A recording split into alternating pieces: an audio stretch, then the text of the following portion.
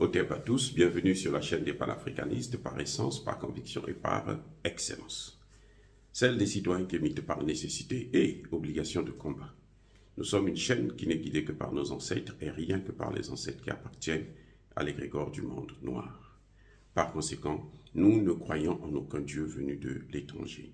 Toutefois, c'est aucunement destiné à inciter à la haine ou à la violence, car nous menons un combat qui est d'abord et avant tout spirituel, intellectuel et démocratique. Ensuite, il est politique, géopolitique et géostratégique, contre l'impérialisme, le colonialisme, le néocolonialisme et l'endocolonat, qui sont tous qualifiés de crimes contre l'humanité. Nous menons ce combat sur la base du principe fondamental que nous avons hérité de nos ancêtres kémites, qui est celui de la Mahat, c'est-à-dire solidarité, vérité et justice. Vous êtes donc en droit de connaître la vérité et nous avons l'obligation de vous dire la vérité, rien que la vérité, afin que justice soit rendue au continent africain.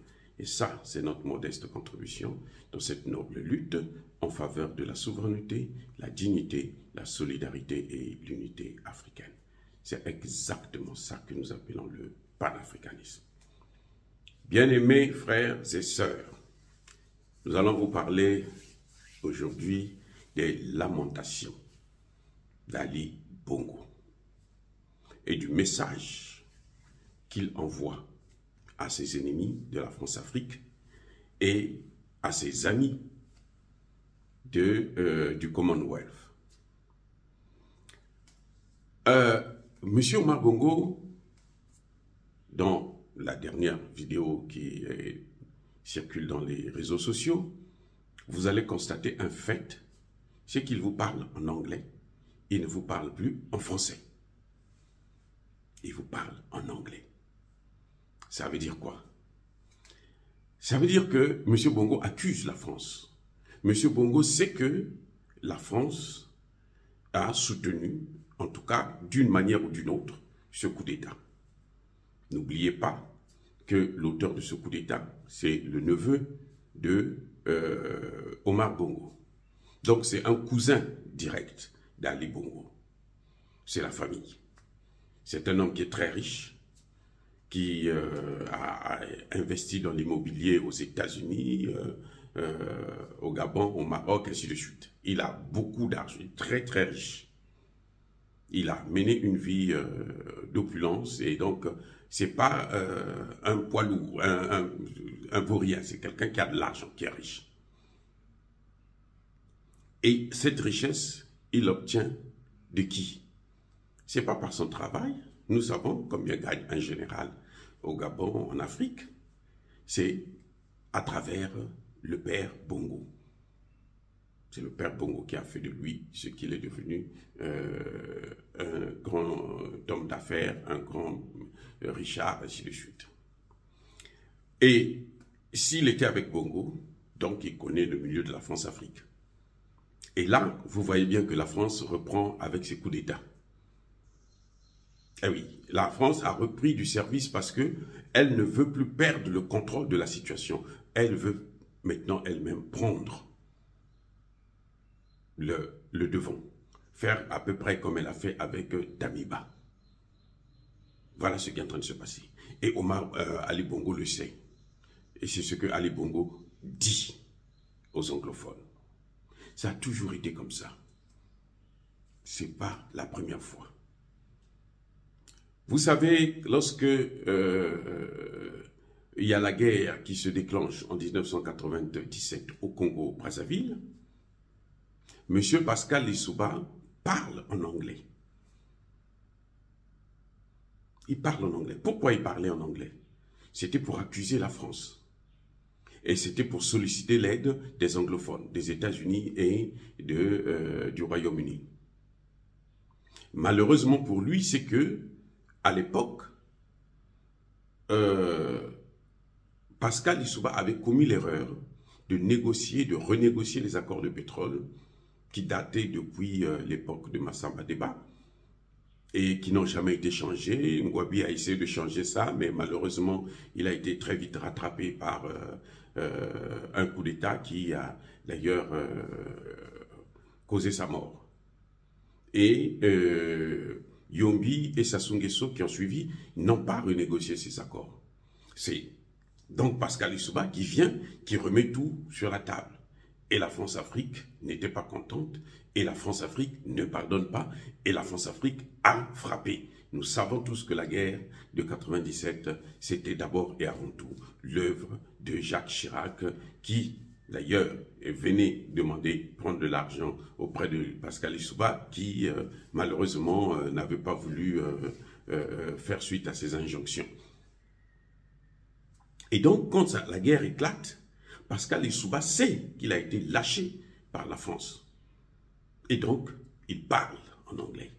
Mais quand Pascal Lissouba renégocie les accords de pétrole, il donne le marché, il accorde le marché à une compagnie américaine, Oxy notamment, qui augmente la part du pétrole. Jusqu'aujourd'hui d'ailleurs, c'est toujours le pétrole congolais est au taux que Pascal Lissouba avait négocié, parce que Sassou Nguesso n'a jamais renégocié ses accords de pétrole. Bref, alors,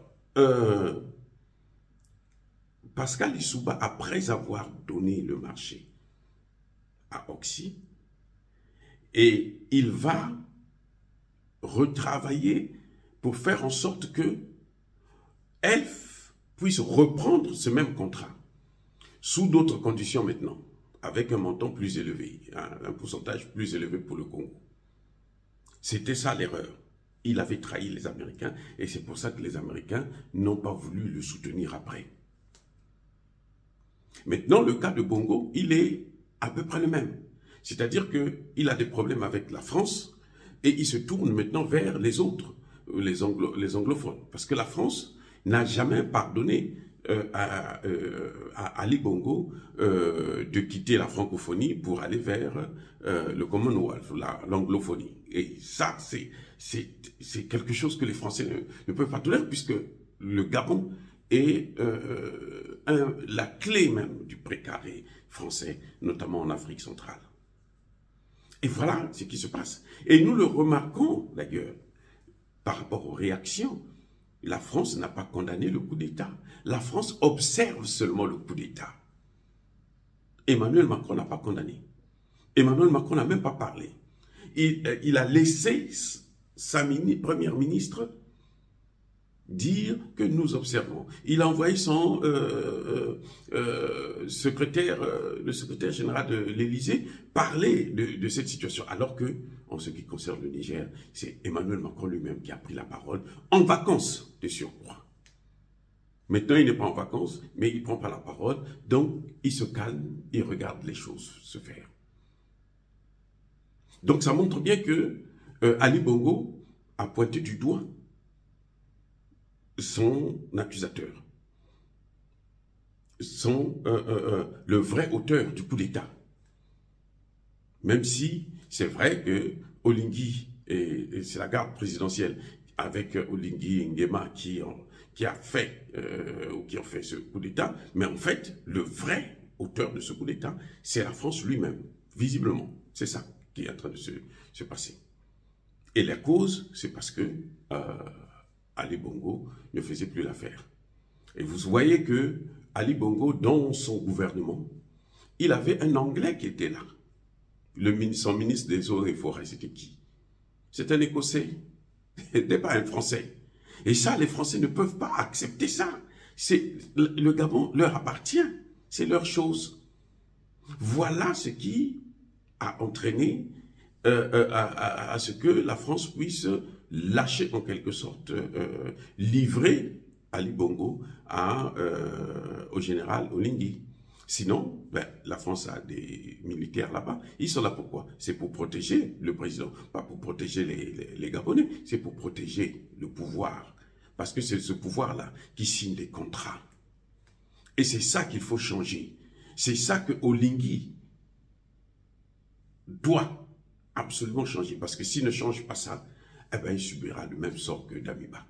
Ça, c'est une évidence, parce que nous ne sommes plus à l'époque où la France pouvait se faire la pluie et le beau temps en Afrique. C'est fini.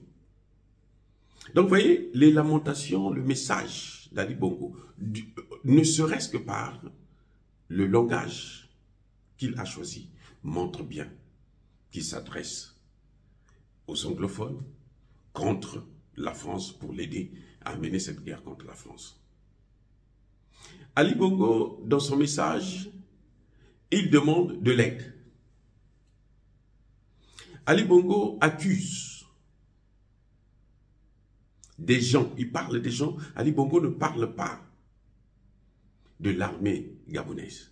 Parce que Ali Bongo sait que ce n'est pas l'armée gabonaise qui est derrière. L'armée gabonaise est utilisée. Donc Ali Bongo parle des gens. Il parle en quelque sorte ouvertement de la France.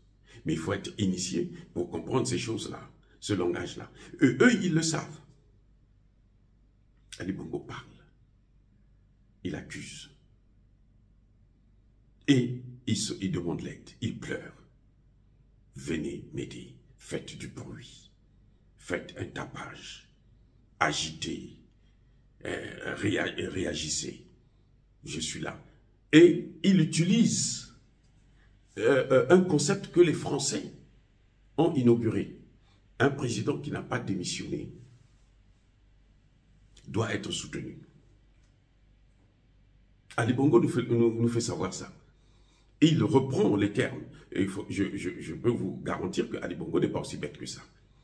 Il utilise le langage d'Emmanuel Macron. Puisque lundi seulement, à peine lundi là, Emmanuel Macron a dit, mais nous avons l'obligation de soutenir un président démocratiquement élu et qui de surcroît n'a pas démissionné. Ali Bongo a été déclaré gagnant de cette élection. Et Ali Bongo n'a pas démissionné puisqu'il dit lui-même que je suis le président du Gabon. Je suis Ali Bongo, le président du Gabon. Donc il n'a pas démissionné.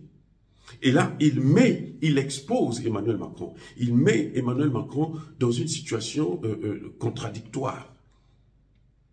Où Emmanuel Macron est en quelque sorte tétanisé aujourd'hui dans l'affaire du Niger.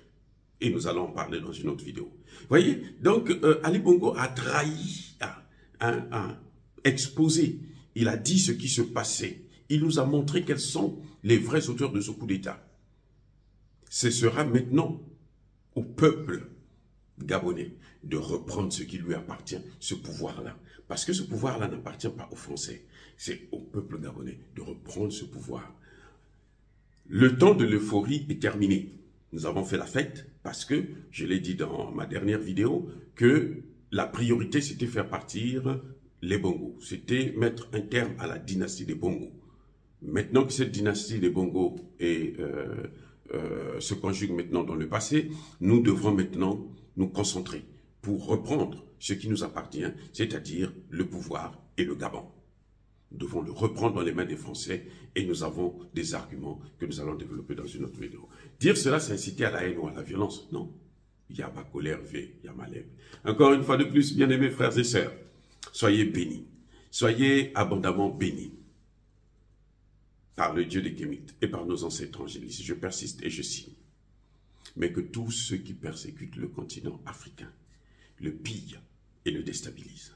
Qu'ils soient noirs, blancs, chinois, arabes, indiens, qui qu'ils soient maudits, punis, foudroyés, écrasés, effacés, neutralisés par le Dieu des Kémites et par nos ancêtres angélisés. Vive l'Afrique éternelle, j'ai dit et j'assume.